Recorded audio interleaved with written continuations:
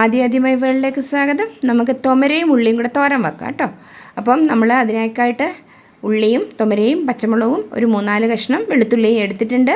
അപ്പോൾ ഉള്ളി അരിയുക, വെളുത്തുള്ളി ചതച്ചെടുക്കുക, എന്നിട്ട് കുറച്ച് തേങ്ങ വേണം.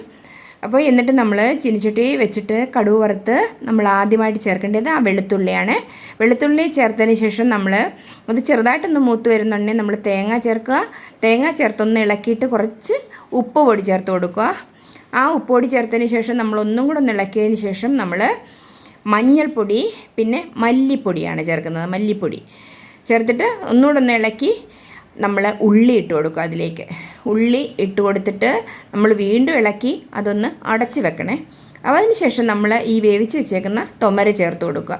കറിവേപ്പിലയും ചേർത്ത് കുറച്ച് വെളിച്ചെണ്ണയും കൂടി ഒഴിച്ച് നമ്മൾ സ്റ്റൗ ഓഫ് ചെയ്യാം. കുട്ടികൾക്ക് വളരെ നല്ലതാണ്. എല്ലാവരും ഇതൊന്ന് വെച്ച് കൊടുക്കണം. പെട്ടെന്ന് ചെയ്യാവുന്ന ഒരു കൂട്ടാനാണ്.